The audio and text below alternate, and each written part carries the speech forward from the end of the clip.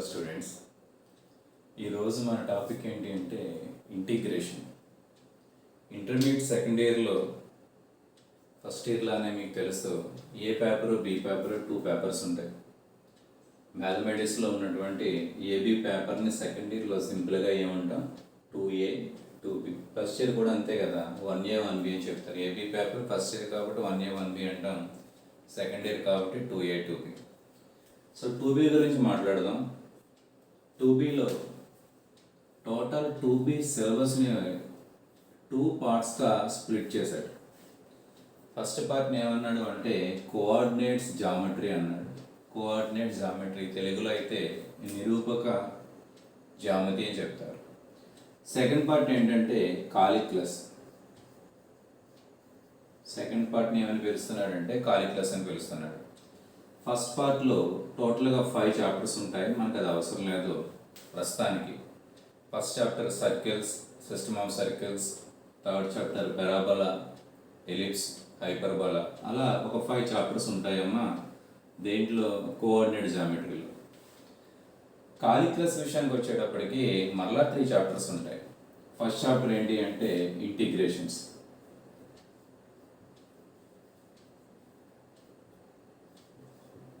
Second chapter ఏంటి డిఫైనెంట్ integration.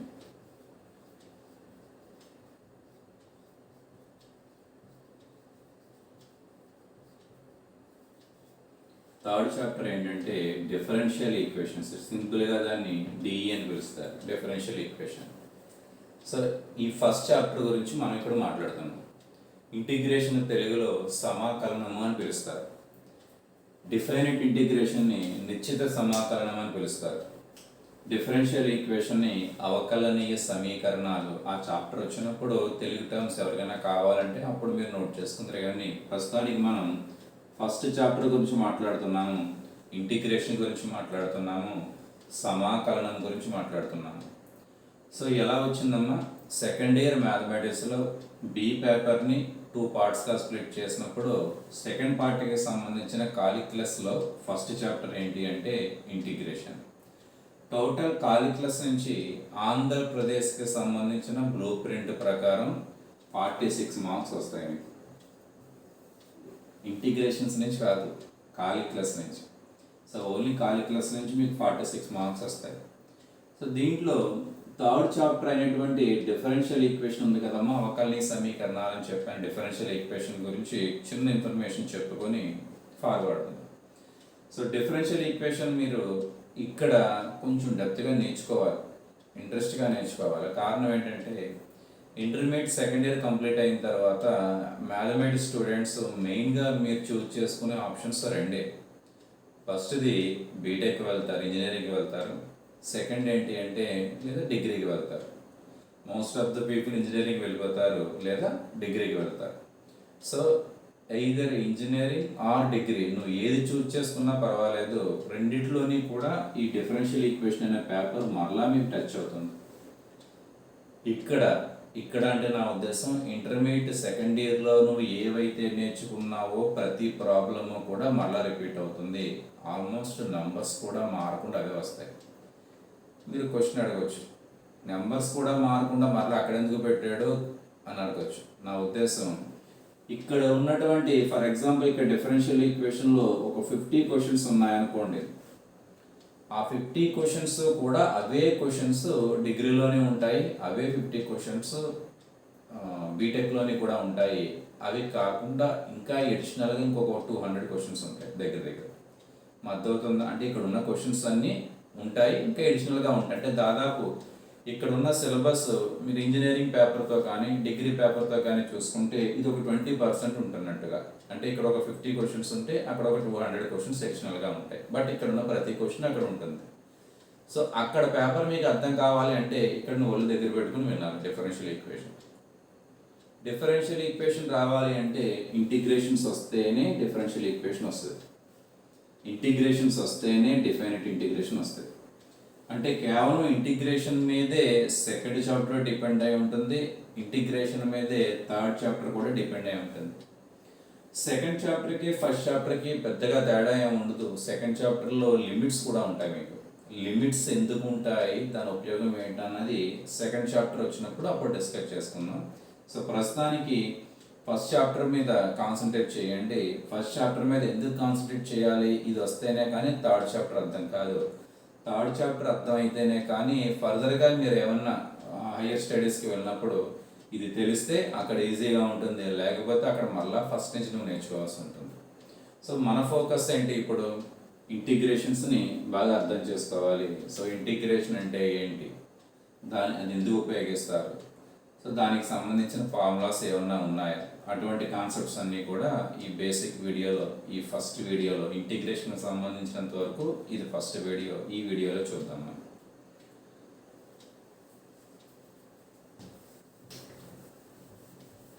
First ఇయర్లో below అంటే 1Bలోనే మాట్లాడుతుంది డెరివేటివ్స్, అవకలనీయాలనే ఒక టాపిక్ వినుంటారు మీరు.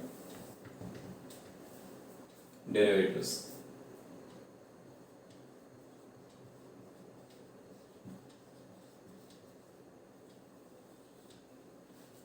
కొన్ని ఫార్ములాస్ కూడా నేర్చుకొని ఉంటారు. సో కొన్ని ఫార్ములాస్ ఇక్కడ రాస్తున్నాను, అతి కొద్ది ఫార్ములాస్ ఇక్కడ రాస్తున్నాను. ఫస్ట్ ఫార్ములా ఏంటి అంటే d/dx. గుర్తుందమ్మా మీకు, అంటే కొంత గ్యాప్ వచ్చింది కదా. d/dx అంటే డెరివేటివ్స్కి సంబంధించిన సింబల్ ప్రతిసారి డెరివేటివ్ ఆఫ్ అని రాయకుండా సింపుల్గా d/dx with respect to x అని దీని ఉద్దేశం. సింపుల్గా రాసేస్తారు. దీని value x power n value ఏమవుతుందంటే n into x power n-1. డినామినేటర్లో ఇక్కడ dx ఎందుకు ఉంది, విత్ రెస్పెక్ట్ టు x చేస్తున్నాను, ఇక్కడ x దృష్ట్యా చేస్తున్నాను. x వైలు ఉండొచ్చు ఒక్కొక్కసారి, బట్ నా టార్గెట్ ఏంటి, నా ఫోకస్ ఏంటి, x మీద ఉంటుంది అనే ఉద్దేశం గురించి మీరు 1Bలో నేర్చుకుని ఉంటారు. అంత డీటెయిల్ ఇప్పుడు చెప్పిన అనవసరం కూడా. మన ఇంటిగ్రేషన్స్ కాన్సెప్ట్లో ఉన్నాం కాబట్టి డెరివేటివ్స్ని ఇంకా అంత డీటెయిల్గా పట్టించుకోవద్దు, మీకు తెలిసి ఉంటుందనే ఉద్దేశంలో నేను ఫార్వర్డ్ అవుతున్నాను. Second formula d/dx of sin x equal to cos x. Third formula d/dx of tan x equal to secant square x. Fourth formula d/dx of e power x equal to e power x. Fifth formula d/dx of constant equal to 0. Constant means నువ్వు 1 రాసినా 2 రాసినా 3 రాసినా, a constant రాసినా, that means A number రాసినా దానికి derivative 0 అవుతుంది. ఇలా మీకు నంబర్ ఆఫ్ ఫార్ములాస్ ఉంటాయి. మీరు కొన్ని ఫార్ములాస్ గుర్తుపెట్టేసుకుంటారు కూడా. ఆల్మోస్ట్ ఒక 30 ఫార్ములాస్ మీరు గుర్తుపెట్టేసుకుంటారు. sin xకి cos xకి మైనస్ sin x, tan xకి ఏంటి, cot xకి ఏంటి, secant x, cosecant x, e power x, a power x, అలా చాలా ఫార్ములాస్ మీరు గుర్తుపెట్టుకుంటారు. సో అక్కడ ఉన్నటువంటి ఒక అడ్వాంటేజ్ ఏంటి అంటే కొంచెం బ్రైట్స్ గురించి, అంటే కొంచెం బాగా చదివే వాళ్ళ గురించి నేను మాట్లాడుతున్నాను. ఈ sin xకి డెరివేటివ్ cos x ఎలా వచ్చేసింది, tan xకి derivative secant square x, e power xకి డెరివేటివ్ e పవర్ x అంటున్నాడు, కాన్స్టెంట్కి డెరివేటివ్ 0 అని చెప్తున్నాడు. అటువంటి ప్రతి దానికి కూడా, ప్రతి ఫార్ములాకి కూడా 1Bలో ప్రూఫ్ ఉంటుంది. ఊరికనే వచ్చేలా ఇవేమి డిఫైన్ చేసినవి కాదు. ఇది d/dx of x power n equal to n into x power n అని చదివేయండి, గుర్తుపెట్టేసుకోండి. దానికి ప్రూఫ్ లేదు అనే కాన్సెప్ట్ 1Bలో ఉండదు, ప్రతి దానికి ప్రూఫ్ ఉంటుంది. సో ఈ ఫార్ములా ఎలా వచ్చింది, 0 ఎందుకు అయింది, అక్కడ ప్రూఫ్ ఉంటుంది. So tan x derivative secant square ఎలా అయింది, ప్రూఫ్ ఉంటుంది. సో డెరివేటివ్స్లో ఉన్నటువంటి ప్రతి ఫార్ములాకి కూడా మీకు 1Bలో ప్రూఫ్ ఉంటుంది. లిమిట్స్ కాన్సెప్ట్ ఉపయోగించి ప్రూవ్ చేస్తూ ఉంటారు. మీకు గుర్తుందో లేదో, ఇన్కేస్ ఏమైనా అవసరం అనుకుంటే మీరు 1B టెక్స్ట్ బుక్ ఒకసారి రిఫర్ చేయండి. ప్రతి ఫార్ములాని కూడా లిమిట్స్ కాన్సెప్ట్ను ఉపయోగించి మనకి దానికి సంబంధించిన డెరివేటివ్ని మనం కాలిక్యులేట్ చేయొచ్చు. లేదా కొంతమంది గుర్తుపెట్టేసుకుంటారు, గొడవ లేదు, sin x derivative cos x అని గుర్తుపెట్టుకున్నా పర్వాలేదు. ఈ కాన్సెప్ట్ అంతా దేని గురించి మాట్లాడుతున్నాను, డెరివేటివ్స్ గురించి మాట్లాడుతున్నాను. దీంట్లోనే ఇంకొక చిన్న టాపిక్ చెప్తున్నాను. d/dx of x square value ఏమవుతుంది, సేమ్ ఫస్ట్ ఫార్ములాని n ఉన్న చోట నేను 2 రాస్తున్నాను. 2 రాసినప్పుడు n into x power n-1 కదా, అప్పుడు ఈ ఫార్ములా ఏమవుతుంది అంటే దాని యొక్క వాల్యూ ఏమవుతుంది అంటే 2x అవుతుంది. తెలిసిందే, బాగానే ఉంది. మరొకటి d/dx ఎక్స్ స్క్వేర్ ప్లస్ 1 ఏమవుతుంది? ఏదో మార్చాను నేను. ఏం మార్చాను? ఎక్స్ స్క్వేర్ అనే ఫంక్షన్కి +1 కూడా యాడ్ చేశాను. సో డెరివేటివ్ ఎక్స్ స్క్వేర్కి డెరివేటివ్ 2x అవుతుంది, ప్లస్ 1కి డెరివేటివ్, కాన్స్టెంట్కి డెరివేటివ్, ఫిఫ్త్ ఫార్ములా చూడండి, కాన్స్టెంట్కి డెరివేటివ్ 0 కదా, +0 వస్తుంది. +0 రాయని అవసరం లేదు, +0 అనేది వాల్యూ ఏమి మారుతాయి కదమ్మా, 2x. సరే, మరొకటి చూద్దాం. d/dx x square plus 2, x స్క్వేర్కి డెరివేటివ్ ఏమో 2x అవుతుంది, 2కి డెరివేటివ్ ఎలానో 0 కాబట్టి ఇంక 0 రాయట్లేదు. అలా నువ్వు రాసుకుంటూ వెళ్ళావనుకో, d/dx ఎక్స్ స్క్వేర్ ప్లస్ 500 రాసిన నీకు 2x వస్తుంది. And so on d/dx x square plus c అంటే ఇంకేదో నెంబర్ కాన్స్టెంట్. ఇక్కడ 500 రాసినట్టుగా 5000 కావచ్చు, 1,00,000 కావచ్చు, ఇంక ఏదైనా నెంబర్ 2.5 కావచ్చు, 1.7 కావచ్చు, ఏదైనా నెంబర్, ఏ రియల్ నెంబర్ అయినా అనుకో. ఇప్పుడు కూడా 2x. ఎందువల్ల ఏ నెంబర్కైనా డెరివేటివ్ 0 అవుతుంది కాబట్టి ఇంకా సికి డెరివేటివ్ ఉండదు. ఆన్సర్ ఏమవుతుందంటే 2x అవుతుంది. సో ఇక్కడ నువ్వు అబ్జర్వ్ చేస్తే ఎక్స్ స్క్వేర్ అనే ఈ ఫంక్షన్కి డెరివేటివ్ 2x వచ్చింది, ఎక్స్ స్క్వేర్ ప్లస్ 1 అనే ఈ ఫంక్షన్కి కూడా డెరివేటివ్ 2x వచ్చింది. అంటే డెరివేటివ్ విషయానికి వచ్చేటప్పటికి డిఫరెంట్ ఫంక్షన్స్కి ఒకే ఆన్సర్ వచ్చే అవకాశం ఉంది. ఇక్కడ ఉంది ఏంటి, వచ్చింది కూడా. సో ఇక్కడ ఎన్ని ఫంక్షన్స్ ఉన్నాయి? ఇన్ఫినిటీ ఫంక్షన్స్ ఉన్నట్టు. నేను ఇంకా కొన్నే రాశాను, మనకి కనిపిస్తున్నాయి 5. ఇక్కడ అండ్ సో ఆన్ అంటే ఇన్ఫినిటీ ఉన్నట్టు. 2 రాశాడు, 3 రాశాడు, 4 రాశాడు, అలా నంబర్ ఆఫ్ ఫంక్షన్స్ రాస్తే దాని డెరివేటివ్స్ 2x డెరివేటివ్ మాత్రం ఒకే ఆన్సర్ వస్తుంది. ఈ లాజిక్ అంటే ఈ కాన్సెప్ట్ ఇప్పుడు ఎందుకు చెప్తున్నాను అనే విషయం తర్వాత తెలుస్తుంది, గుర్తుపెట్టుకోండి అట్లా. అంటే ఫస్ట్ పాయింట్ ఏంటి, డెరివేటివ్స్లో ఉన్న ప్రతి ఫార్ములాకి కూడా ప్రూఫ్ ఉంటుంది, లిమిట్స్ కాన్సెప్ట్ ఉపయోగించి మనం చెప్తారు. That is the first point. Second point ఏంటి, కాన్స్టెంట్కి డెరివేటివ్ 0 అని చెప్తున్నాడు కాబట్టి ఎక్స్ స్క్వేర్ అనే ఫంక్షన్కి డెరివేటివ్ ఏమవుతుందో ఎక్స్ స్క్వేర్ ప్లస్ 1కి, 2కి, ఎక్స్ స్క్వేర్ ప్లస్ 10కి, ఎక్స్ స్క్వేర్ ప్లస్ 100కి, ఎక్స్ స్క్వేర్ ప్లస్ కాన్స్టెంట్కి, ఇంక ఎక్స్ స్క్వేర్ ప్లస్ ఏ నెంబర్ తీసుకున్నా కూడా దాని డెరివేటివ్స్ మారవు, 2x వస్తుంది. సో డెరివేటివ్ ఇప్పుడు కూడా మారలేదనే విషయం నువ్వు అబ్జర్వ్ చేయాలి. ఇవి రెండు కూడా దేనికి సంబంధించిన టాపిక్స్? ఇవి రెండు కూడా డెరివేటివ్స్కి సంబంధించిన టాపిక్స్. అక్కడ వరకు బాగానే ఉంది.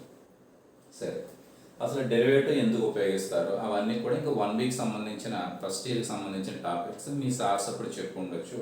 ఆ విషయం ప్రక్కన పెట్టేస్తాను, ప్రస్తుతానికి అది డిస్కషన్స్ వద్దు, మనం ఇంటిగ్రేషన్స్లోకి వద్దాం. ఇప్పుడు టాపిక్ ఏంటి అంటే integrations.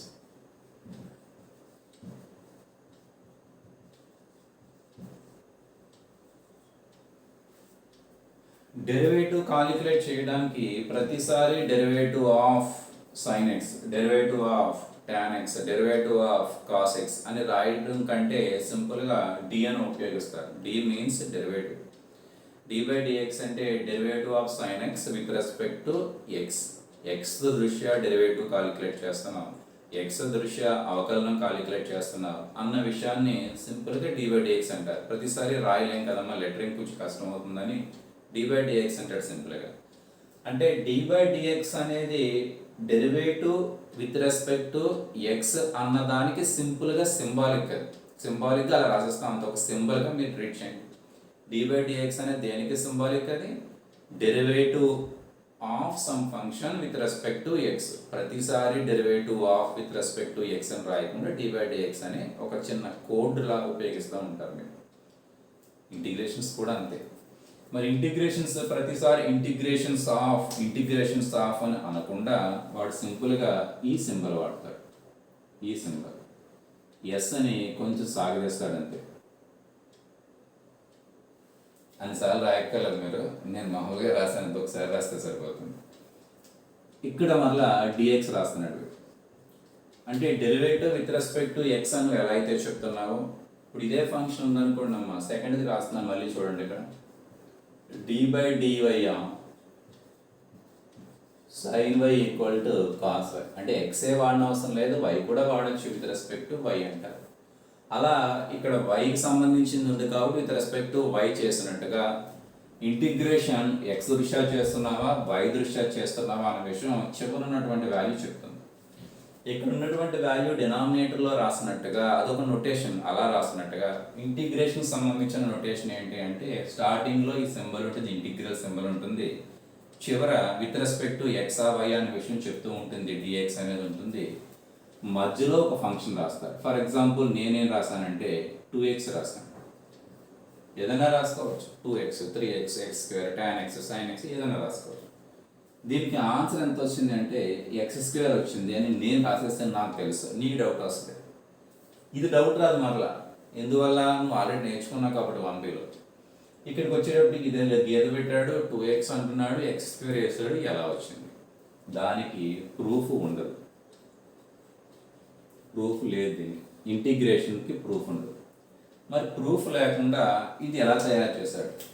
Integration of 2x dx equal to x square అని చెప్పేసావు నువ్వు, మరి ఎలా వచ్చింది ప్రూఫ్ లేకుండా?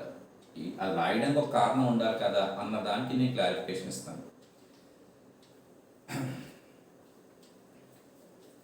ఎక్స్కి అంటే మీకు అర్థమయ్యే భాషలో చెప్తున్నానమ్మా, ఎక్స్కి ఇన్వర్స్ ఏంటి అంటే మల్టిప్లికేటివ్ ఇన్వర్స్ 1/x అవుతుంది ఇన్వర్స్. అదే వైకి తీసుకుంటే 1/y అవుతుంది. అంటే రెండు క్యాన్సిల్ అయిపోతాయి. ప్రక్కన రాశారనుకోండి, మల్టిప్లై చేశారనుకోండి 1 వస్తుంది, అప్పుడే దాన్ని మల్టిప్లికేటివ్ ఇన్వర్స్ అంటారు. 2కి ఇన్వర్స్ 1/2, అదే 1/3కి ఇన్వర్స్ ఏమవుతుందంటే 3 అవుతుంది, 1/3కి ఇన్వర్స్ 3 అవుతుంది. ఇన్వర్స్ అంటే అక్కడ మల్టిప్లికేటివ్ ఇన్వర్స్ అంటే రెండు ప్రక్కన రాస్తే క్యాన్సిల్ అయిపోతాయి. కాన్సెప్ట్ తెలుసు అనుకుంటున్నాను, చిన్నప్పటి నుంచి మీరు నేర్చుకున్నదే. సేమ్ డెరివేటివ్కి ఇన్వర్స్ ఏమవుతుంది అంటే ఇంటిగ్రేషన్ అవుతుంది. ఇంటిగ్రేషన్కి డెరివేటివ్ ఏమవుతుందంటే అది కూడా ఇన్వర్స్ అవుతుంది. అంటే రెండు ప్రక్కన పెట్టారనుకోండి, ఇన్వర్స్ ఫంక్షన్స్ కాబట్టి క్యాన్సిల్ అయిపోతాయి రెండు కూడా.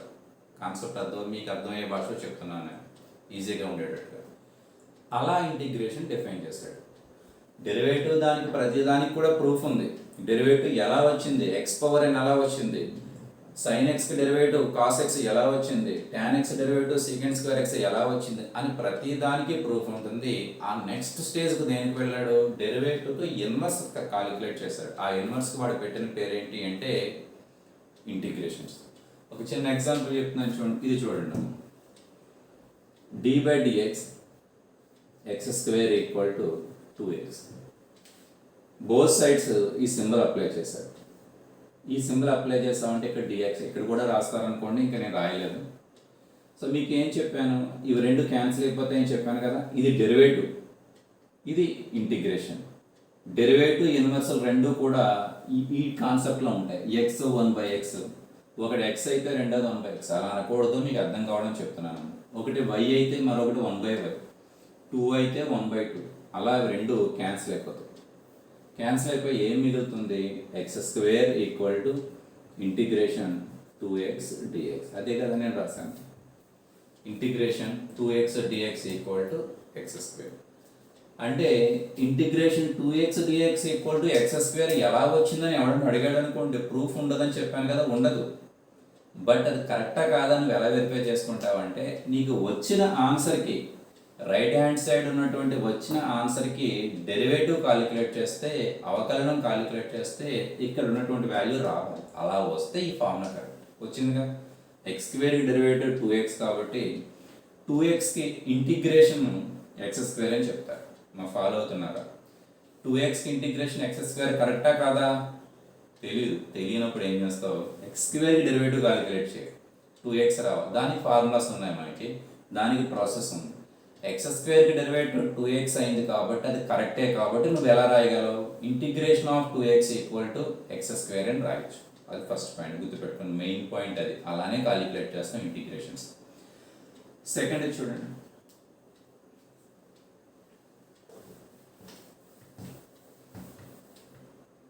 ఇది రాస్తున్నాను. ఇంటిగ్రేషన్ ఆఫ్ ఫస్ట్ రాసేస్తాను కదా, ఇది క్లియర్, దానికి సంబంధించిన ఫార్ములా ఇది. సెకండ్ ఏంటి, integration 2x dx equal to second రాస్తున్నాం. అంటే దీనికి ఇంటిగ్రేషన్ రాస్తే ఈ వాల్యూ వచ్చినట్టు, అంటే రివర్స్లో రాస్తేనే కదా ఇంటిగ్రేషన్ వస్తుంది. దాని ఆన్సర్ ఏంటి అంటే ఎక్స్ స్క్వేర్ ప్లస్ 1. సరే థర్డ్ రాదు, ఇప్పుడు థర్డ్ రాదు. Integration of 2x right hand side రాస్తాను, ఇలా వస్తే డెరివేటివ్, వాటి నుంచి వస్తే integration 2x dx equal to x square plus 2, ఇది 2. అలా చివరిది రాసేద్దాం డైరెక్ట్గా. Integration of 2x dx equal to simple నీట్గా రాయండి.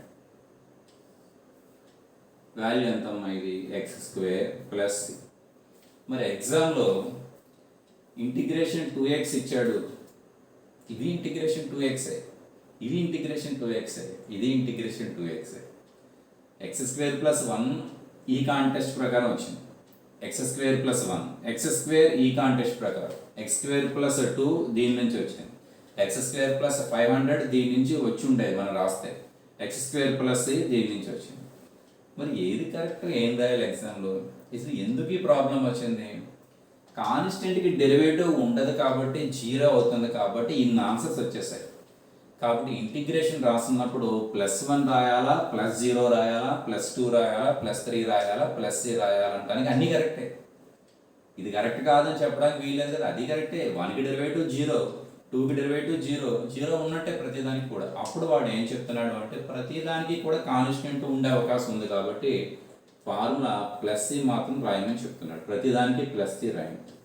అంటే 1 ఉంటుందో తెలియదు, 2 ఉంటుందో తెలియదు, 500 ఉంటుందో తెలియదు, 5000 ఉంటుందో తెలియదు కాబట్టి ఇంటిగ్రేషన్స్ వాడుతున్నప్పుడు దాని ఆన్సర్కి +c యాడ్ చేయమని చెప్తారు. కారణం ఏంటంటే ఇదే, కాన్స్టెంట్ వాల్యూ 0 అవుతుంది కాబట్టి 1 ఉంటుందా, 2 ఉంటుందా, 0 ఉంటుందో తెలియదు కాబట్టి c యాడ్ చేస్తారు. సో ఎక్స్ స్క్వేర్కి సంబంధించిన ఫార్ములా కదమ్మా, ఎక్స్ స్క్వేర్ నుంచి వచ్చిన ఫార్ములా ఇది. Integral 2x dx equal to x square plus c అవుతుంది. ప్లస్ సి మర్చిపోకూడదు, ఒక హాఫ్ మార్క్ ఉంటుంది. 2 మార్క్స్ క్వశ్చన్ ఇచ్చాడు అనుకోండి, ప్లస్ సి కంపల్సరీ రాయాలి, లేకపోతే మార్క్స్ తగ్గించే అవకాశం ఉంటుంది. ఇది దీనికి సంబంధించిన మరికొన్ని పాయింట్స్ చూడండి, అక్కడ ఉన్న కాంటెస్ట్ ప్రకారం చెప్తాను. ఫస్ట్ ఏంటి, అక్కడ రాసిన ఫార్ములాస్లో d/dx of x power n equal to n into x power n minus 1 కదమ్మా. దాని నుంచి ఇంటిగ్రేషన్ తయారు చేయండి. Integration n into x power n minus, మరి అంతేగా రైట్ సైడ్ ఉందే కదా రాయాలి, దానికి ఇంటిగ్రేషనే కదా లెఫ్ట్ సైడ్ ఉంది అవుతుంది. dx equal to x power n అలా రాస్తారు. అంటే డెరివేటివ్స్ నుంచి ఇంటిగ్రేషన్ రాస్తాము. తర్వాత integration cos x dx equal to sin x, అంతే కదమ్మా. దీనికి డెరివేటివ్ cos x అయినప్పుడు cos x integration sin x అవుతుంది. తర్వాత third secant square x dx equal to tan x. ఒక క్వశ్చన్ మీకు రావాలి ఏంటి, మరి ప్లస్ ఏ రాయలేదా నువ్వు, ఇక్కడ ఏమి అడౌట్ చేస్తావు నువ్వు అంటే ప్లస్ ఏ రాయాలి. ప్రతిదానికి కూడా ప్లస్ ఏ రాయాలి. ఇది కూడా ప్లస్, ఇది కూడా ప్లస్. ఫార్ములా ఏది రాసినా కూడా ఇంటిగ్రేషన్లో ప్లస్ ఒకవేళ పొరపాటు నేను మర్చిపోయినా కూడా మీరు రాయాలి, ప్లస్ అనేది కంపల్సరీ ఉంటుంది. సో ఇలా ఎన్ని ఫార్ములాస్ ఉంటాయి, ఎన్నైనా రాయొచ్చు. అలా నీకు ఎన్ని డెరివేటివ్ ఫార్ములాస్ రాయగలవు, ఒక 100 ఫార్ములాస్ రాస్తావనుకో ఇంటిగ్రేషన్ కూడా 100 రాసేస్తారు. ఒక 2000 ఫార్ములాస్ రాస్తావనుకో 2000 కూడా రాసేయచ్చు. జనరల్గా డెరివేటివ్స్లో ఒక 30 ఫార్ములాస్ ఉంటాయి, మెయిన్ ఫార్ములాస్ అవే వాడుకుంటారు. కాబట్టి ఇంటిగ్రేషన్స్లో కూడా ఇంచుమించు 35 to 40 ఫార్ములాస్ ఉంటాయి. సో 35 ఫార్ములాస్ గుర్తుపెట్టుకోవాలని కంగారు పడక్కర్లేదు, చాలా ఈజీగా గుర్తుంటాయి. ఎందుకంటే నంబర్ ఆఫ్ ప్రాబ్లమ్స్ చేస్తున్నప్పుడు అవే ఫార్ములాస్ వాడుతూ ఉంటారు కాబట్టి చాలా ఈజీగా గుర్తుంటాయి. సో ఈ 35 ఫార్ములాస్ కూడా లేదా ఈ 40 ఫార్ములాస్ కూడా మీరు నోట్స్ స్టార్టింగ్ పేజీలో రాసేసుకోండి. నేను ఇప్పుడు చెప్తున్న దాంట్లో ఒక 20 to 23 ఫార్ములాస్ చెప్తాను నేను. మిగిలిన ఫార్ములాస్ క్లాస్ జరుగుతున్నప్పుడు అంటే ప్రాబ్లమ్స్ చెప్తున్నప్పుడు అప్పుడు చెప్తాను. ఫస్ట్ చెప్తే కనుక కొంచెం పెద్ద ఫార్ములాస్ ఉంటాయి, ఒక 10 ఫార్ములాస్ ఏంటంటే పెద్ద ఫార్ములాస్ వస్తాయి, కొంచెం కంగారు పడతారు. సో కొన్ని ప్రాబ్లమ్స్ అయిన తర్వాత అప్పుడు అక్కడ ఉపయోగించవలసిన ఫార్ములా ఏంటి, అది ఎందుకు ఉపయోగించామని చెప్పి ఆ ఫార్ములా తీసుకొచ్చి మళ్ళీ మీరు ముందు రాసుకున్న 22 ఫార్ములాస్ తర్వాత రాసుకుందరు. కానీ నేను చెప్తుంది అర్థమవుతుంది అనుకుంటున్నాను. మీరు నోట్స్ పెడతారు, ఇంటిగ్రేషన్ హెడ్డింగ్ పెడతారు, తెలుగు మీడియం అయితే సమాకలనం హెడ్డింగ్ పెడతారు. ఫస్ట్ పేజీలో నేను ఈ క్లాస్ చివరిలో వరుసగా ఇస్తాను ఫార్ములాస్, ఒక 22 ఫార్ములాస్ ఇస్తాను. 22 ఫార్ములాస్ వరుసగా రాసుకొని చదివేయాలి. ఆ ఫార్ములాస్ ఎలా వచ్చాయని చెప్పాను, డెరివేటివ్స్ నుంచి వచ్చాయని చెప్పాను. అంటే ఇలా చదివితే మీకు ఇంటిగ్రేషన్ అవుతుంది. సో దీనికి డెరివేటివ్ క్యాలిక్యులేట్ చేసినప్పుడు ఇది రావాలి. అలా వస్తుంటే నువ్వు రాసిన ఫార్మ్ నువ్వు ఏదో రాసేస్తే కుదరదు. ఇలా రాసేసి ఇక్కడ ఒకటి రాసి డిఎక్స్ ఈక్వల్ టు ఇక్కడ మరొకటి రాసి ప్లస్ సి రాసేస్తే కుదరదుగా. ఇలా రాసావు అంటే దీనికి డెరివేటివ్ క్యాలిక్యులేట్ చేస్తే ఈ ఫంక్షన్ వస్తేనే, దీనికి డెరివేటివ్ ఈ ఫంక్షన్ వస్తేనే నువ్వు ఇంటిగ్రేషన్ ఇలా రాయాలి. సో అలా జరిగిన ఫార్ములాసే అలా వచ్చినవే నేను రాస్తాను ఒక 22. ఆ 22 రాసుకొని మీరు ఫస్ట్ పేజీలో రాసుకొని ఇంకొక పేజ్ కానీ ఒక 2 పేజెస్ కానీ గ్యాప్ వదిలేసుకోండి. వదిలిన తర్వాత నెక్స్ట్ వీడియోలో చెప్పే ప్రాబ్లమ్ స్టార్ట్ చేస్తారు. సో ఫార్ములాస్ ఎడిషనల్గా వస్తూ ఉంటాయి, తీసుకొచ్చి మీరు ఫ్రంట్ రాసుకుంటూ ఉంటే తర్వాత అలా ఎందుకు చెప్తున్నాను, ప్రిపేర్ అవ్వడానికి ఈజీగా ఉంటుంది. ఫార్ములాస్ చదవండి అని అనుకోండి. మీకు ఎప్పుడన్నా ఇంట్రెస్ట్ వచ్చి ఫార్ములాస్ చదువుదాం అనుకున్నారనుకోండి, ఆ పేజీలో ఉన్నవి తీసుకుంటే సరిపోతుంది. మళ్ళీ బుక్లో వెతుక్కోకుండా ఫస్ట్ పేజీలోనే ఫార్ములాస్ అన్నీ ఉంటాయి. సో అక్కడ వరకు బాగానే ఉంది. అసలు ఇంటిగ్రేషన్ ఎందుకు వాడతాడో చెప్తాను చూడండి. ఇంత హడావడి చేసి దానికి రివర్స్ ప్రాసెస్ ఫామ్ చేసి దానికి మళ్ళీ ఫార్ములాస్ పెట్టి దానికి సంబంధించిన మళ్ళీ ఒక టాపిక్ని ఎక్స్పాండ్ ఎందుకు చేశాడు అన్న విషయం చెప్తాను. ఏరియా కాలిక్యులేట్ చేయడం అనేది ఫస్ట్ ఇయర్లోనే నేర్చుకున్నారు. అంతకంటే ముందు లోయర్ సెక్షన్స్ అంటే 8th 9th క్లాస్లో కూడా ఏరియాస్ కాలిక్యులేట్ చేయడం మీరు నేర్చుకుని ఉంటారు.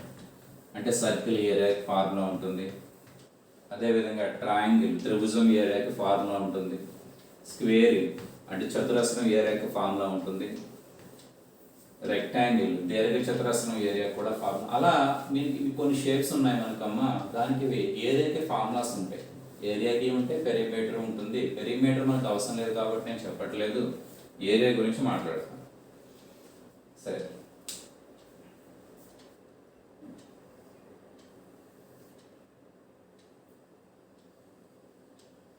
ఇప్పుడు నేను చెప్తున్న టాపిక్ యాక్చువల్గా యావరేజ్గా చదివే స్టూడెంట్ కానీ బిలో యావరేజ్గా చదివే స్టూడెంట్ కానీ అర్థం కాకపోవచ్చు. ఇక్కడ నేను చెప్తున్నది ఒక 10 నిమిషాలు చెప్తున్న టాపిక్, అది అవసరం లేదు కూడా, అర్థం కాకపోయినా పర్వాలా. సో కొంచెం బాగా చదివే వాళ్ళ గురించి చెప్తాను. ఇంటిగ్రేషన్స్ మనం ఎందుకు వాడతాం, మనం బేసిక్ కాన్సెప్ట్ గురించి చెప్తున్నాను. అర్థం కాకపోతే ఈ 10 నిమిషాలు మీరు చూడనవసరం లేదు, వినవసరం లేదు. కంగారు పడద్దు, వీడు ఏదో చెప్పేస్తున్నా నాకు అర్థం కావట్లేదని.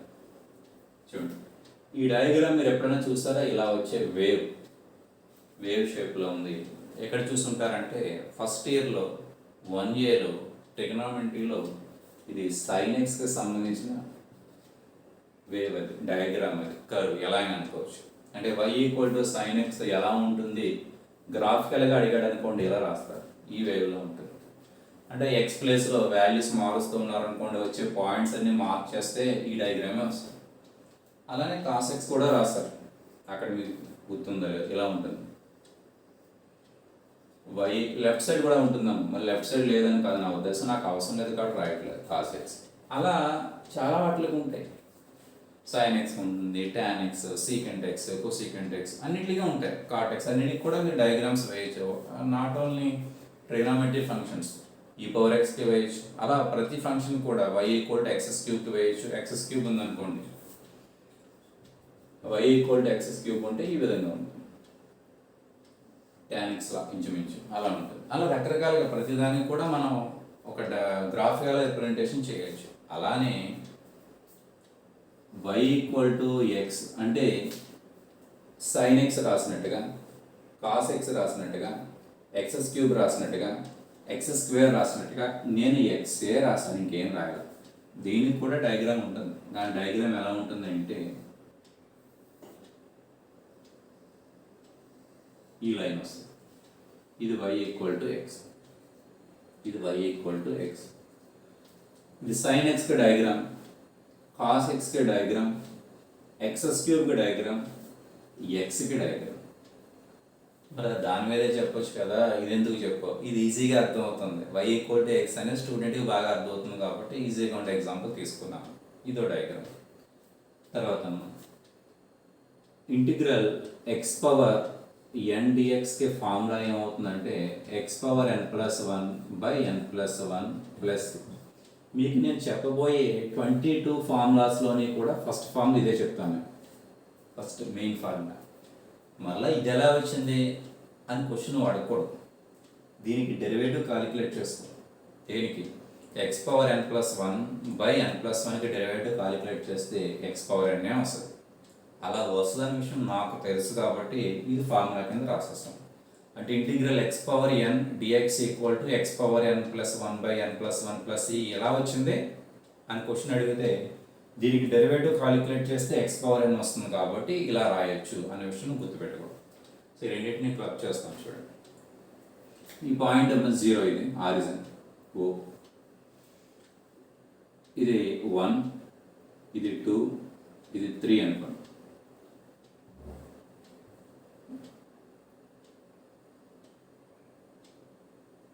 ఇది కూడా అంతే 1, 2, 3. సో ఇక్కడ వరకు కట్ చేస్తాను, మీకు ఒక గోడ కట్టేస్తాను ఇట్లా ఇలా 3 దగ్గర. ఇది ఏ line x equal to 3 line, 3కి సంబంధించిన లైన్. ఇక్కడ స్టార్ట్ చేస్తాను. ఇదేం లైన్, ఇది వై యాక్సిస్ కదా, ఇది ఎక్స్ యాక్సిస్ కదమ్మా. ఇది వై యాక్సిస్ అంటే ఎక్స్ ఈక్వల్ టు 0 లైన్ అని. వై యాక్సిస్ మీద ఎక్స్ ఉంటుంది కదా, ఎక్స్ ఈక్వల్ టు 0. సో నేను ఏం చేశాను, నా దగ్గర ఫస్ట్ మాత్రం లైన్ ఉంది, ఇదంతా లైనే, వై ఈక్వల్ టు ఎక్స్ అనే లైన్ ఉంది. అంత లైన్ ఇప్పుడు కాలిక్యులేట్ చేయట్లా, దాంట్లో మధ్యలో కట్ చేస్తాను, 2 పార్ట్స్గా కట్ చేస్తాను. ఫస్ట్ కటింగ్ ఎక్కడ జరిగింది, వై యాక్సిస్ దగ్గర కట్ చేసి ఇంక ఈ పార్ట్ తీసేస్తాను, ఇంక ఇది నాకు అవసరం లేదు. ఎక్స్ ఈక్వల్ టు 0 దగ్గర జరిగింది అనొచ్చు, లేదా వై యాక్సిస్ దగ్గర జరిగింది అని అనొచ్చు. సెకండ్ పార్ట్ ఎండింగ్ ఏంటంటే ఇదంతా టెర్మినేట్ చేస్తాను. ఇంక మిగిలింది ఎక్కడ, ఎక్స్ ఈక్వల్ టు 3 వరకు మిగిలింది, ఆ పీస్ మాత్రమే మిగిలింది. ఇప్పుడు మధ్యలో హైలైట్ చేస్తాను, మీకు అర్థం కావడానికి అంతే. ఆ ప్లేస్ మీకు తెలియడానికి ఇలా హైలైట్ చేస్తున్నాను. ఏంటి, ఎక్స్ ఈక్వల్ టు 0 దగ్గర స్టార్ట్ చేశాను, ఎక్స్ ఈక్వల్ టు 3 దగ్గర ఎండ్ చేశాను. లైన్ ఏంటి, Y equal to X line. అప్పుడు మధ్యలో ఉన్న ఏ లైన్ హైలైట్ చేస్తే ఈ డయాగ్రామ్ చూడడానికి ఎలా ఉందో తెలుసా, ట్రయాంగిల్ షేప్ వచ్చింది. ట్రయాంగిల్ వస్తుంది కాబట్టి ఎగ్జాంపుల్ తీసుకున్నాను, ఈజీగా ఉంటుంది కాబట్టి. ట్రయాంగిల్ ఏదైతే ఫార్ములా ఏంటి, 1/2 BH ఈక్వల్ టు బి అంటే వాల్యూ ఎంతమ్మా, ఈ విడ్త్. మన తెలుగులో అంటే భూమి అంటారు కదమ్మా, ఈ విడ్త్ ఎంత, ఇది 1 యూనిట్, ఇది 2, ఇది 3 కదమ్మా, అంటే 3. హెచ్ హైట్ ఎంత ఉంది, ఇది హైట్, ఎత్తు అంటారు కదమ్మా హైట్. ఇది ఎంత ఉంది, ఇది కూడా 3 యూనిట్స్ ఉంది, 1, 2, 3. ఎందుకంటే వై ఈక్వల్ టు ఎక్స్ కదా, రెండు సమానంగా ఉంటాయి. సో ఇది ఎంత ఎత్తు ఉందో ఇది కూడా అంతే, ఇది ఎంత ఉందో ఇది కూడా అంతే ఉంటుంది కాబట్టి 3 ఈక్వల్ టు 3 × 3 9 అవుతుంది, 9/2 యూనిట్స్ వచ్చింది. సరే యూనిట్స్ మీకు అర్థం కాబట్టి వదిలేయండి, 9/2 అనేది ఆన్సర్ అవుతుంది. ఏం ఆన్సర్, ఆన్సర్ ఏంటి, ఇక్కడ ఏరియా వస్తుంది. ఎవరికి ఏరియా వస్తుంది, ట్రయాంగిల్కి ఏరియా వస్తుంది. అది క్లియర్ కదా. యాక్చువల్గా ఏరియా ఇలాగే కాలిక్యులేట్ చేస్తాం. మీరు నెంబర్ ఆఫ్ ఏరియాస్ కాలిక్యులేట్ చేస్తుంటారు, సర్కిల్ ఏరియాకి, అలాగే ట్రయాంగిల్, స్క్వేర్, రెక్టాంగిల్, ప్రతిదానికి ఫార్ములా ఉంటుంది. ఇక్కడ హాఫ్ BH ఎలా అయితే రాసావో స్క్వేర్కి ఫార్ములా ఏంటి, A². అలా రెక్టాంగిల్కి ఉంటుంది, సర్కిల్కి ఉంటుంది. అలా ఆల్మోస్ట్ చాలా డయాగ్రామ్స్కి ఫార్ములాస్ ఉన్నాయి మనకి. ట్రయాంగిల్ ఫార్ములా హాఫ్ BH కాబట్టి ఆ ఫార్ములా ప్రకారం దీనికి ఏరియా కాలిక్యులేట్ చేస్తాం. ఇప్పుడు చూడండి, ఇంటిగ్రేషన్స్ ఉపయోగించేస్తాం. ఇంటిగ్రేషన్, ఇక్కడ ఫంక్షన్ వాల్యూ మీకు ఫస్ట్ డయాగ్రామ్ ఇచ్చాడు అనుకోండి sin x రాయాలి, సెకండ్ డయాగ్రామ్ ఇచ్చాడు అనుకోండి cos x రాయాలి.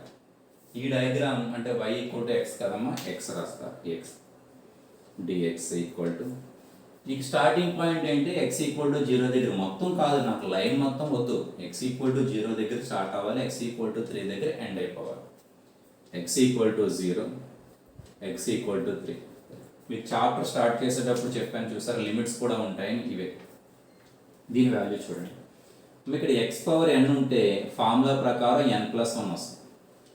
సేమ్ అదే ఫార్ములా ప్రకారం ఇక్కడ ఎక్స్ పవర్ 1 ఉంది కాబట్టి 1 యాడ్ అవుతుంది కాబట్టి ఎక్స్ పవర్ 2/2. లిమిట్స్ ఏమవుతున్నాయి, లిమిట్స్ 0 to 3. ఇక్కడ 4 ఉంటే 5/5 వస్తుంది, 6 ఉంటే 6/6 వస్తుంది, 10 ఉంటే 11, 6 ఉంటే 7 వస్తుంది, 10 ఉంటే 11 వస్తుంది. ఇక్కడ 1 ఉంది కాబట్టి 2 వచ్చి. ఇంకో క్వశ్చన్ అడగవచ్చు, మరి ప్లస్ ఉంది కదా మర్చిపోయామేమో అని. లిమిట్స్ రాసినప్పుడు ప్లస్ రాయని అవసరం లేదు, దానికి సంబంధించిన ఇన్ఫర్మేషన్ సెకండ్ చాప్టర్ వచ్చినప్పుడు చెప్తాను నేను. సో ఎక్స్ ప్లేస్లో 3 రాస్తున్నానమ్మా, 3 రాసుకుంటే 3² అంటే 9/2, మైనస్ లోయర్ లిమిట్ రాసినప్పుడు మైనస్ వేయాలి, తీసివేయాలి. ఎక్స్ ప్లస్లో 0 రాస్తే 0/2 ఉంది కాబట్టి 2 ఈక్వల్ టు 0/2 అంటే 0ని 9/2 అనేది ఆన్సర్ అవుతుంది. ఇక్కడ 9/2 వస్తుంది. సో ఇంత కష్టపడి చేసేయడానికి ఇంటిగ్రేషన్లో ఈ ఫార్ములా తెలిస్తే ఏరియా ఈజీగా వచ్చింది. ఏరియా బేసిక్ ఫండమెంటల్ ఏంటంటే ఇంటిగ్రేషన్స్ వాడడానికి, ఏరియా కాలిక్యులేట్ చేయడానికి ఇంటిగ్రేషన్ వాడడానికి ముఖ్య కారణం ఏంటంటే ఏరియా కాలిక్యులేట్ చేయడానికి. వాల్యూమ్ కూడా కాలిక్యులేట్ చేస్తారు, అవి మీరు నెక్స్ట్ హయ్యర్ స్టడీస్లోకి వెళ్ళిన తర్వాత వాల్యూమ్ కూడా కాలిక్యులేట్ చేస్తారు. అంటే చిన్న ఎగ్జాంపుల్, ఒక బాక్స్ ఇచ్చాడు అనుకోండి, ఆ బాక్స్లో ఎంత రైస్ పడుతుంది, బాక్స్ కొలతలు ఇస్తాడు, ఎంత రైస్ పడుతుంది. ఎంత రైస్ పడుతుందంటే మీరు కాటా పెట్టి కొలిచేయచ్చు. అలా కాకుండా ఫార్ములా ప్రకారం ఇంటిగ్రేషన్స్ ఉపయోగించి కూడా కాలిక్యులేట్ చేయొచ్చు. ఒక బాటిల్లో ఎంత లిక్విడ్ పడుతుంది, ఇంటిగ్రేషన్ ఉపయోగించి కాలిక్యులేట్ చేయొచ్చు. ఇంకా నేను చెప్తున్నా చాలా తక్కువ, ఇంకా చాలా డెప్త్గా ఉంటాయి మీకు ఇంటిగ్రేషన్ విషయాలు. మనకి ఇంటర్మీడియట్లో ఉండవు, జనరల్గా చెప్తాను ఇంటిగ్రేషన్స్ గురించి. సో ఇక్కడ మీరు చిన్న డౌట్ అడగచ్చు, ఏమని డైరెక్ట్గా మీరు ఎదురుగుండా లేరు కాబట్టి మీరు అడగరు. జనరల్గా డౌట్ ఏంటంటే ఈ ఫార్ములా నేర్చుకుని ఇదంతా చేయడం బదులు ఇదే ఈజీగా ఉంది కదా, ఫార్ములాస్ మాకు తెలుసు కదా, 8th క్లాస్లో మా ఓడు అంటే మా సార్ శుభ్రంగా నేర్పేశాడు కదా, అయ్యే నేర్చుకోవచ్చు కదా అంటే బాగానే ఉంది. ఆ ట్రయాంగిల్కి అయితే అది నేర్చుకోవచ్చు. నెక్స్ట్ డయాగ్రామ్ అలా ఇవ్వాల, డయాగ్రామ్ ఎలా ఇచ్చాడు అనుకోండి, ఇలా ఇచ్చాడు. ఇప్పుడు ఏరియా అడిగాడు వాడు, ఈ ఏరియా కాలిక్యులేట్ చేయాలి. ఇక్కడ ఎలా అయితే కాలిక్యులేట్ చేస్తావో అలా కాలిక్యులేట్ చేయాలి. నువ్వు తెలివైనడు కాబట్టి ఇది ట్రయాంగిల్ అనే విషయం ఐడెంటిఫై చేసి హాఫ్ బిహెచ్ రాగేస్తాం. అది ఏం చెప్తాం, అది దరిద్రంగా ఉంది డయాగ్రామ్. అది ట్రయాంగిల్ కాదు, సర్కిల్ కాదు, ఎలిప్స్ కాదు, హైపర్బోలా కాదు, కోన్ కాదు, అది అసహ్యంగా ఉంది ఆ డయాగ్రామ్. దానికి ఏరియా ఎలా కాలిక్యులేట్ చేస్తుంది అనే ఫార్ములా లేదు మన దగ్గర. అప్పుడు నువ్వు ఖచ్చితంగా దీనికే వెళ్తావు. ఇక్కడ y=x అనే ఫంక్షన్కి డయాగ్రామ్ ఇది.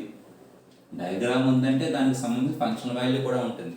సో ఈ డయాగ్రామ్ రావడానికి కూడా y=some ఏదో ఉంటుంది. ఫర్ ఎగ్జాంపుల్, అంటే ఎగ్జాక్ట్గా కాదు, మీకు అర్థం కావడానికి చెప్తున్నాను. a cos x plus e⁻x/sin x plus tan x, అది కాదు, మీకు అర్థం కావడానికి ఏదో ఒక ఎగ్జాంపుల్ ఇంత దరిద్రంగా ఉంటుంది.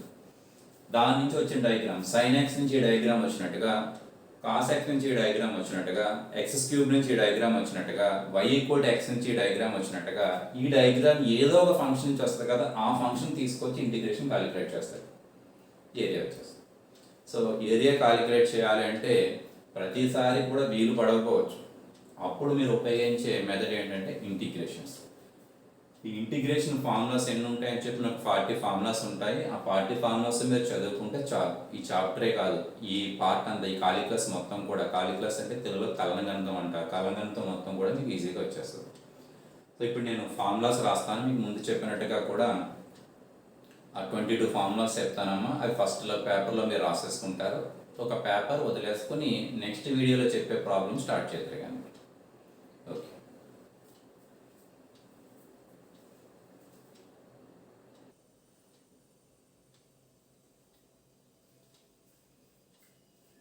ఇవి ఫార్ములాస్. ఈ 22 ఫార్ములాస్ కూడా ముందు ఒక షార్ట్ రాయండి, ముందు చెప్పినట్టుగా కొంత గ్యాప్ వదిలిన తర్వాత సెకండ్ వీడియోలో చెప్పే ప్రాబ్లమ్స్ అక్కడి నుంచి మీరు కంటిన్యూ చేయొచ్చు. సో ఫార్ములాస్ ఒకసారి చెప్తున్నాను చూడండి. ఈ ఫార్ములా ప్రతిదీ కూడా కరెక్టా కాదనే విషయం మీకు కావాలి అంటే మీరు చేయవలసింది రైట్ సైడ్ ఉన్నటువంటి వాల్యూస్కి మీరు డెరివేటివ్స్ కాలిక్యులేట్ చేస్తే ఈ వాల్యూ వస్తూ ఉంటుంది. అలా వస్తుందని తెలుసు కాబట్టి టెక్స్ట్ బుక్ వాడు ఇచ్చిన ఫార్ములాస్ నేనేం తయారు చేయలేదు. టెక్స్ట్ బుక్ వాడు ఏం చేశాడు, దీనికి డెరివేటివ్ ఈ వాల్యూ వస్తుంది కాబట్టి దీనికి ఇంటిగ్రేషన్ ఇది అని చెప్పేసి ముందే ఫిక్స్డ్గా వాడు ఇచ్చేసాడు. కొన్నింటికి ఆర్ రాసాను చూడండి అమ్మా. ఆర్ అంటే ఆరు రాయలేదు, ఆర్ అంటే ఇది లేక ఇది రెండు రాయొచ్చు. ఈ వాల్యూ కాలిక్యులేట్ చేసినా ఇదే డెరివేటివ్ వస్తుంది, ఈ వాల్యూకి డెరివేటివ్ కాలిక్యులేట్ చేసినా ఇదే వస్తుంది. కాబట్టి ఇంటిగ్రేషన్కి 2 వాల్యూస్ ఉంటాయి, ఇది కరెక్ట్, ఇది కరెక్ట్. ప్రస్తుతానికి మీరు రెండు ప్రిపేర్ అవ్వద్దు, ఏదో మొదటి ప్రిపేర్ అని రాసిన దాంట్లో ప్రతి దాంట్లో కూడా మొదటి ప్రిపేర్ అవ్వండి, రెండవది కూడా కరెక్టే అనే విషయం చెప్పడానికి రాశాను అంతే. నెక్స్ట్ ఇక్కడ కండిషన్ చూడండి. ఫస్ట్ ఫార్ములాలో x⁻n మీరు ఎలా గుర్తుపెట్టుకుంటారు, ఎక్స్కి పవర్లో నెంబర్ కనపడితే 1 యాడ్ చేస్తారు, బై అదే నెంబర్తో డివైడ్ చేస్తారు. ఎప్పుడు ఎన్ మాత్రం 1 కాకూడదు, -1 కాకూడదు. -1 ఎందుకు కాకూడదు? -1 అయితే ఇక్కడ ఉన్నటువంటి ఎన్ ప్లేస్లో -1 రాస్తే -1 + 1 0, డినామినేటర్లో 0 వచ్చింది కాబట్టి అన్డిఫైన్ వస్తుందనే ఉద్దేశంలో వాడు క్లియర్గా చెప్తాడు. ఎన్ మాత్రం -1 కాకూడదు. అలా చాలా వాటికి కండిషన్స్ ఉంటాయి. ఆ కండిషన్స్ మీరే గుర్తుపెట్టుకోని అవసరం లేదు.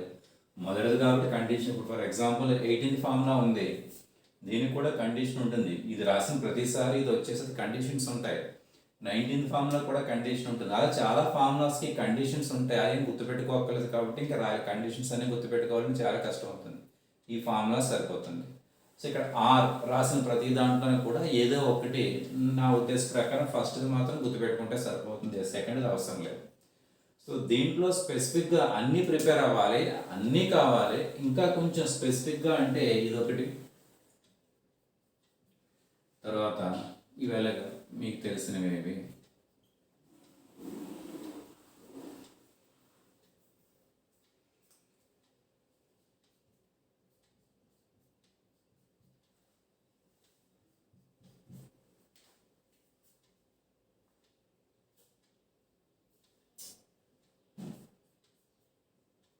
ఈ పవర్ ఎక్స్ కూడా అన్నీ చూడండి. ఫస్ట్ ఆఫ్ ఆల్ ఇక్కడ స్టార్ మార్క్స్ పెట్టినవి రిపీటెడ్గా వస్తాయి, ఎక్కువ సార్లు వచ్చేస్తాయి. అన్నీ వాడతాం మనం. ఇవేంటి సరిపోవు మనకి అసలు. దాదాపు ఇంకొక 10 to 15 ఫార్ములాస్ ఇంకా యాడ్ అవుతాయి దీనికి. సో వాటిలో ఎక్కువ రిపీట్ అయ్యేవి ఇవే.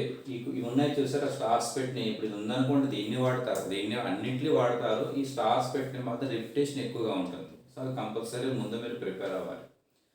సో ప్రిపేర్ అయ్యి ఉండండి. నెక్స్ట్ వీడియోకి వచ్చేటప్పటికి ఈ ఫార్ములాస్ ఉపయోగించి మనం ప్రాబ్లమ్స్ చేద్దాం.